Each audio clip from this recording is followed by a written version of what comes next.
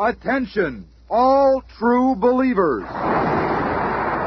Marvel Comics is on the air.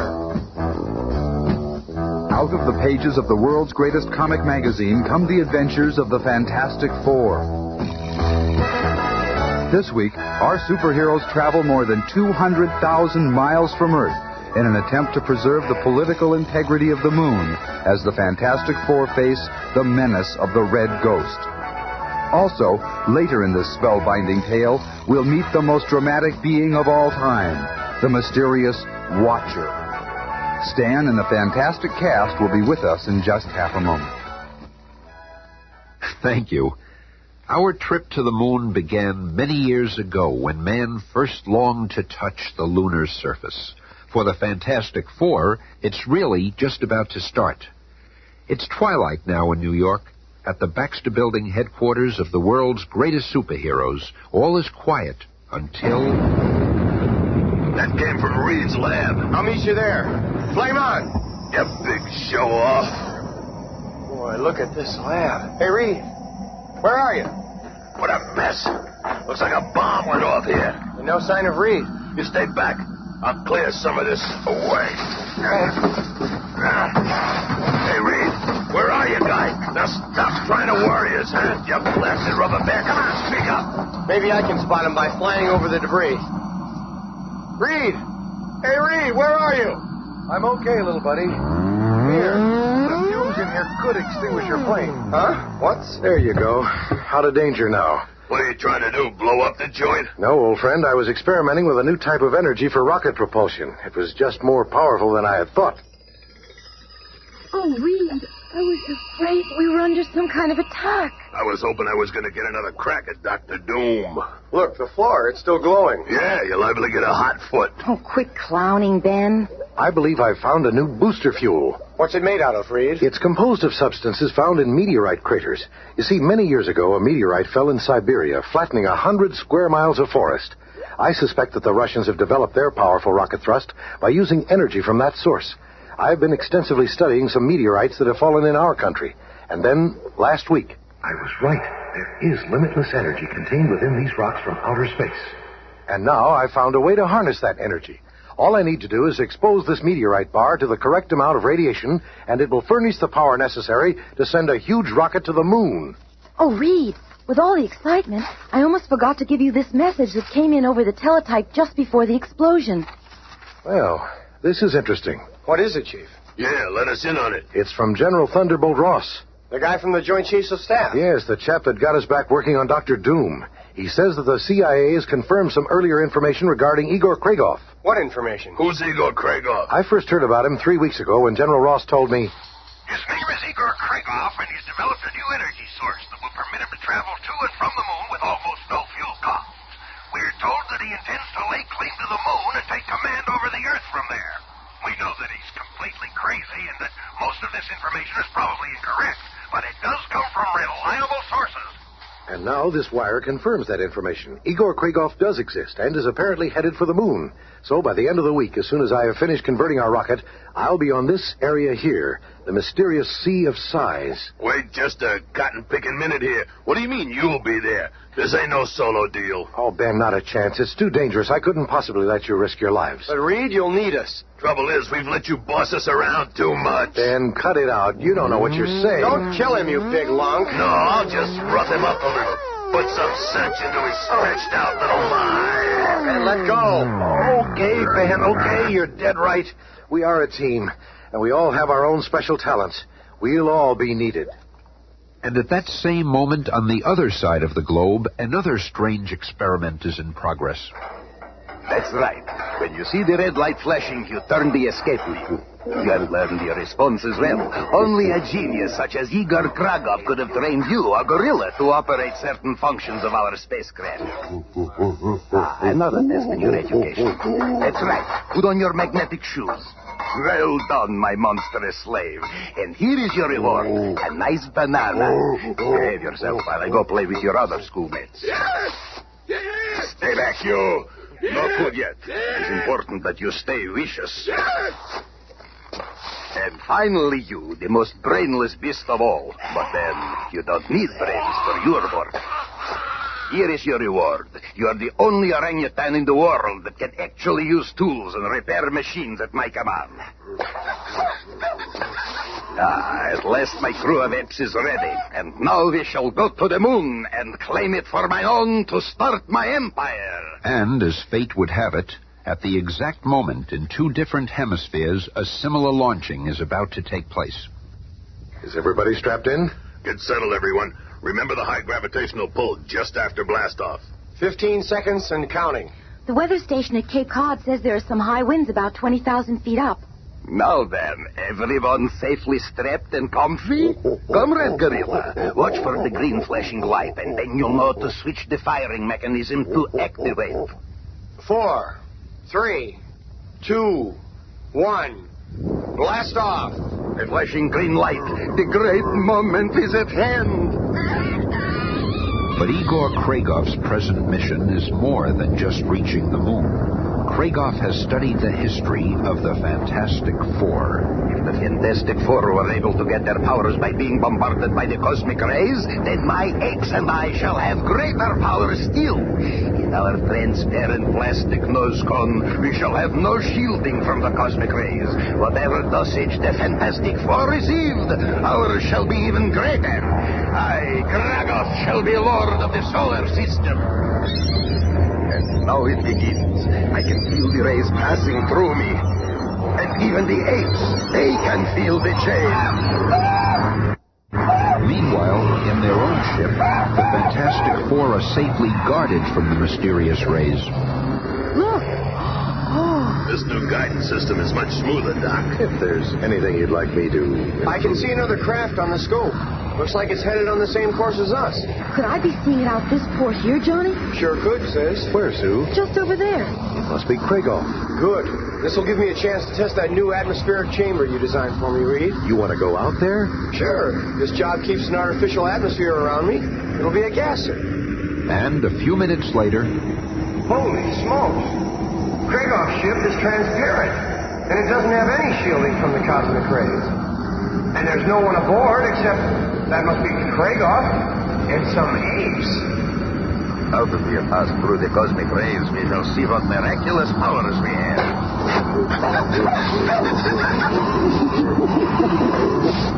You all look exactly the same, but that's impossible. The rays must have affected us. They must have.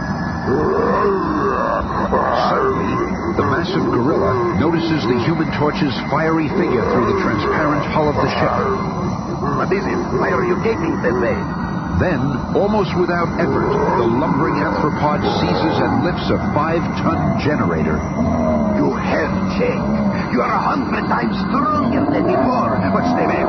Stay back. This gun will give you a take. But the gun's changing shape. It's the baboon. The baboon can change its shape. This is more than I had ever dreamed. There is someone out there. That must be what startled the gorilla before. This is somehow the orangutan emitting a magnetic field. The instruments are going crazy. The orangutan, by simply pointing at Johnny Storm, repels him in the same way that two similarly magnetized poles repel each other. What is it, Hooker? I've got to get back and warn the others. Kragoff and his apes are more of a menace than we thought. You got back just in time, Johnny. The oxygen in that atmospheric chamber doesn't last forever. Some astronaut. You don't even know when to come in out of them. Was so excited by what I saw, I didn't notice my air supply. But listen to this. Several hours later, the Fantastic Four's great craft is slowly descending to the moon's surface. You're right on target, Ben. That new meteorite energy pile works great. The ship's skin probes indicate an atmosphere on the surface. Well, that's impossible. I can see what looks like the ruins of an ancient city. So man isn't the first on the moon. And, not far away, another alien craft is landing. With our new powers greater than the Fantastic Four, we shall rule the entire solar system. The air here is very pure, Reed. We won't need our masks. How is this atmosphere possible? With this lighter gravity, I can really fly. Flame on! This is going to be great.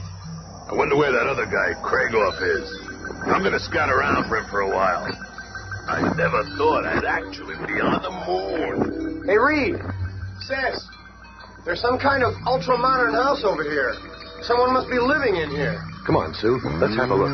This low gravity and your ability to stretch sure makes us move. It's only wow, the moon. Look at the earth up there. Kicking these rocks, huh? Oh, look at that one go. What? That rock turned into a baboon. And there's two more. They must be what the torch saw. Let go, Flash. Take your hairy mitts off of me. Off my pants. Leave that grotesque thing to me. What? You have seen but a fraction of our power. Now you will be defeated as never before. Prepare to meet the Red Ghost. Ghost most. Who do you think you're kidding? One quick shot ought to set you straight. Ah! Where'd he go? Now you know. I can make my body invisible like your Susan Storm, but also intangible like a ghost. So what? With my mental powers, I can will any part of my body to become solid instantly. Solid enough to pick up this stone and... Put down your weapon.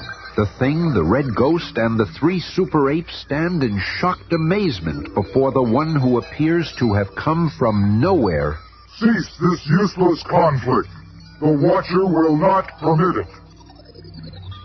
The three apes are captured in individual globules of shimmering synthomatter, and then the strange, rich voice is heard again. Hear my words, you of Earth. I come from a world so far from here that you do not even suspect its existence. My people roam the entire universe, watching, observing other worlds. But during our eons of watching, we have never once interfered. Never have we made our presence known. Until now. Now, I have broken our Watcher's silence of centuries to save you from your savagery. You think you can stop Kragos quest? Shut up and let him finish. Sooner or later, your nations may engage in a war which will devastate your entire planet. That is not of my concern. But you have brought this moon into the conflict. This moon is my home, and I will not tolerate warring peoples here. Instead, you and only you will fight it out, here and now. I have spoken. He's fading away. Well, Mac, if we're gonna settle this, there's no time like now. Fool! You cannot even touch me. I shall defeat you all! But at just that instant, unaware of what has transpired over the short horizon, Mr. Fantastic, searching for Ben Grimm, stretches out and... I found him, Sue. I'll signal Johnny. Wait a second. Hey, There you are. We've been looking all over for you. We found this strange house that we want to show you. So, you found him, eh? finding me ain't nothing. Wait till the Watcher finds you. The Watcher? What do you mean? I'll try to explain, but it ain't gonna be easy. Well, here's the place. You've met the man that made this house? His house is okay, but the Watcher himself can do anything. He wants us to duke it out with Kragoff and let the winner determine the future of the moon. Who is this Watcher? Look, that must be him inside. And slowly the Watcher becomes visible to all the Fantastic Four. He stands in his great transparent chamber. The Watcher. With his vast powers, he's able to manipulate the very fabric of space and time. I shall bring both warring factions together in a vast, secluded combat area here upon the moon. As soon as the thought has passed through the Watcher's mind, the Fantastic Four find themselves swept upward in a floating, spinning whirlpool of sheer energy, bringing them to a wide chasm in the moon's sea of storms, the site for the most crucial battle of their career. What an amazing place. A civilization hundreds of years advanced from ours must have lived here hundreds of years ago. That ancient city you saw through the port as we were landing. Well, don't go souvenir hunting. The Watcher must have put Kragoff and his apes here, too. I hope so. If that guy wants a fight, I figure we're just the ones to give it to him. This is all wrong. We shouldn't battle Kragoff. Why can't we all explore space together as one brotherhood of Earthmen? Oh, it's real noble, Stretcho, but Kragoff ain't buying it. He thinks him and those apes can lick us and claim the moon for God knows what. Hold on, Rockman. Nobody is strong enough to defeat the Fantastic Four. That horrible man and those dreadful beasts. Probably watching us at this very minute, waiting to strike. Right you are, female. And the first to move shall be the first to experience my freeze gun. See, it covers its target with a gas which turns to ice. Look out, Johnny. If it gets you, you'll... Gallant gesture, but you are sacrificed. And I seize the girl. Oh, he's got Sue. Come on, Matchstick, we're always looking for action. A couple of fireballs ought to warm things up. But the torch meets his first setback when the super baboon becomes a sheet of thick asbestos, smothering Johnny's flame. The thing rushes to Johnny's aid, and the red ghost barks out another order. A ton of fighting fury in the form of a maddened gorilla springs on the thing.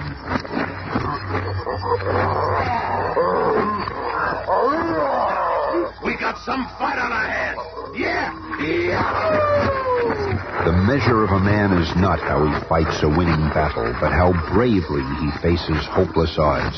Just let me get in one haymaker. But before the thing can get within range... That's it, Comrade Gorilla. We've done it. Our exposure to the cosmic rays has made us even more powerful than the Fantastic Four. The solar system will be ours. This ape's magnetic-like power holds me so tight that I can't move. Bring her to this strangely powered car I found. Your 8 playmates will be along soon, and we shall all be gone before the others can recover. Seconds later, using a vehicle designed by an unknown race, the Red Ghost, along with his Super Apes and Sue Storm, is speeding through an underground tunnel. While on the surface... Hey, what happened to you, Thing? I got mugged by a gorilla. Now skip the dumb questions and try thawing out Mr. Useless over there. And a few minutes later... Oh, it's better. Thanks, fellas. I would have died from exposure soon. Kragoff and his apes made off with Sue, Reed. What's our next move? Brother, there's another brilliant question. Well, they're at least as strong as we. When we find them again, we'll outthink them. If that means we gotta use our brains, then we'd better leave this squirt behind. Go suck on a rock, you big ox. There's no time for bickering, you two. We've got lots of work ahead of us.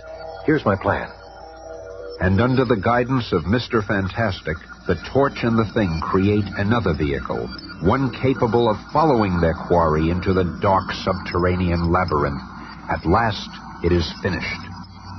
Good work, fellows. It's crude, but it'll do the job. Are you kidding? How are we gonna power this tin can? We've got a ready-made motor. Torch, jump inside the cylinder and proceed with our plan. Okay, Doc. What's the story here? You'll see. Flame on. You mean he's turned you into a human jet engine? Right on, pal. Reed's gonna follow on foot. Perhaps in all these scientific devices left by that ancient civilization, I can create a weapon that will defeat the Red Ghost. Meanwhile, less than a mile away, a mile almost straight down. So you see, Susan Storm, you cannot escape from this chamber. And this force field can keep my super apes from those packages of food. The hungrier they are, the more they seem to obey. Gloat for now, but when Reed, Johnny, and Ben find you, you're gonna get yours. Find me? I want them to find me. In fact, it's time for me to go lure them here. This locked door will keep you a prisoner, but nothing stands in the way of the Red Ghost. I must find a way to terminate his force field and free the apes. There must be a control somewhere. Wait, there it is. Now I've broken the circuit. The apes will be free. Just my hope. The apes are much too interested in the food to even notice me. At the same time, unaware of what has happened in his absence... Here he is, Johnny. He just came out of the wall. They see me. Gotcha. My plan is working perfectly. Now to go back through this wall. The torch will undoubtedly burn through this stone to get me. And as soon as he appears, this ancient disintegrator ray will take care of them forever. Now I'll just aim it over there.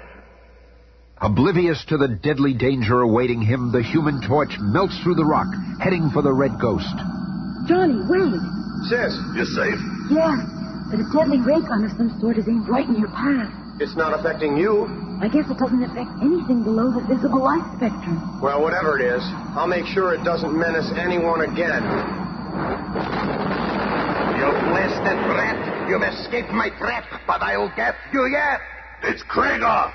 There you are, Mr. Untouchable. Let's see if heating the molecules in the air itself can make it too warm for you. Escape is such a simple matter. Now I'll move my base of operations to the surface. There it is, the headquarters of the Watcher. What a fantastic storehouse of scientific marvels it must be.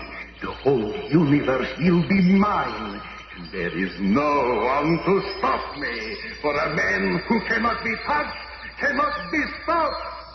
But as the red ghost looks around him, he finds the strange interior of the Watcher's domicile. Beyond human understanding, it's so advanced. I never dreamed of such wonders. Foolish Earthling! That voice. And with the voice, an enormous image appears before him. You have dared disturb the privacy of the Watcher? In but a microsecond, I can transport you to a place in limbo where you will remain for all eternity. Or by expending the merest amount of energy, I could throw you 1,000,000 years into the past or the future.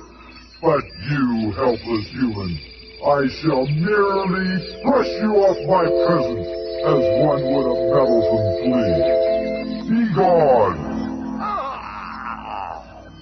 There he is. Out of nowhere. Let him have it, Reed. Hey, that gizmo works great. You stopped the red ghost dead in his tracks. This paralysis ray operates only on Kragoff's individual body structure. If we've beaten him, then we've won. Look, at the edge of that crater. It's him, again. The contest is over. You have triumphed. Now that mankind has reached the moon, I must go to a more distant part of the galaxy to observe you mortals. We Watchers must be ever apart from other races. I shall be departing soon, and when others of your kind return here, they will find no atmosphere. This artificial environment will evaporate without my presence. Remember this. No matter how far you travel in this limitless universe, you will never be alone. And now, farewell. Space is your heritage. See that you prove worthy of such a glorious gift. As the awesome figure of the Watcher dissolves, our heroes prepare for the long journey home. Red River hoses on. Naked grapes. Well, I'll be glad to get French back and home, sourdough. Reed. Yes, that National Space Agency will be interested in this meteorite energy source. And I'm sure that when you speak to the UN, they'll see to it that the moon isn't dominated by one nation. We're just about ready over here. The countdown is 8, 7, 6, 5, And when the 4, Watcher's atmosphere 3, evaporates, 2, goodbye, Kragoff and 1. company. Blast off. But, unknown to the weary Fantastic Four, they're heading into a still more amazing adventure, for they are about to again cross paths with two of their most dangerous foes. But that's a tale for another time. Be here again on Monday at this same time when the Fantastic Four return from the moon, only to face the mighty Submariner and the sinister Puppet Master.